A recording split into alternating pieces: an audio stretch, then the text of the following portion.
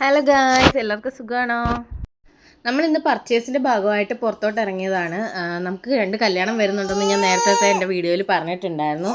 അപ്പോൾ കല്യാണത്തിന് ഡ്രസ്സ് എടുക്കാൻ വേണ്ടിയിട്ട് ഞങ്ങൾ കുത്താമ്പള്ളിയിൽ പോവുകയാണ്.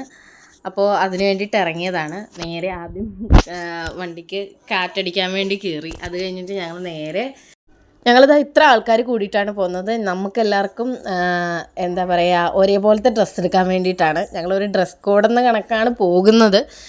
കിട്ടുമോ ഇല്ലയോ എന്നറിയത്തില്ല. എന്നാലും നമ്മൾ ഒരിതിൽ പോവുകയാണ്. അവർക്ക് 2 പേർക്കും ഒരേ ഡ്രസ്സ്, നമുക്ക് 2 പേർക്കും ഒരേ ഡ്രസ്സ്, അങ്ങനെ വേണ്ടി പോവുകയാണ്. വഴിക്ക് വെച്ച് ഞങ്ങളൊരു കടയിലൊക്കെ കയറി. എന്നിട്ട് നമ്മൾ നേരെ അവിടുന്ന് കുത്താമ്പള്ളിയിലേക്ക് പോന്നു. AR ഹാൻഡ്ലൂംസിലോട്ടാണ് നമ്മൾ ആദ്യം വന്നത്.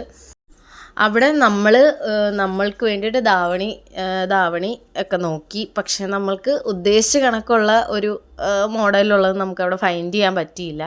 അപ്പം ഞങ്ങൾ നേരെ അവിടെ നിന്ന് ഇറങ്ങി. പിന്നെ ഇവർക്കും അതേപോലെ തന്നെ ഇവർ ഉദ്ദേശിച്ച കണക്കത്തെ ഒരു സാധനം കിട്ടിയില്ല. നമ്മൾ നേരെ അവിടെ നിന്ന് ഇറങ്ങി. പിന്നെ കുഞ്ഞിന് കുറച്ച് ഡ്രസ്സുകൾ ഞങ്ങൾ ഇതിൻ്റെ ഇടയ്ക്ക് നോക്കുന്നുണ്ടായിരുന്നു, വിഷുവിന് ഇടാൻ വേണ്ടിയിട്ടുള്ളത്.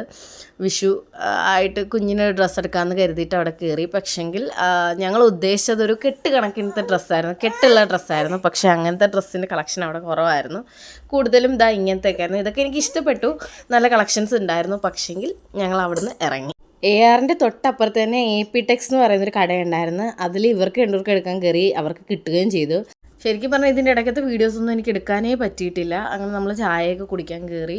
അതൊക്കെ കഴിഞ്ഞിട്ട് ഞങ്ങൾ കുറേ ഡ്രസ്സുകൾ ട്രൈ ഔട്ട് ചെയ്തു. പക്ഷെ ഞങ്ങൾക്കൊന്നും ഇഷ്ടപ്പെട്ടില്ല.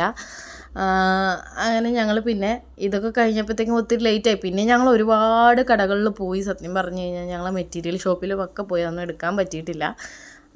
പിന്നെ ഞങ്ങൾ നേരെ വീട്ടിൽ വന്നു.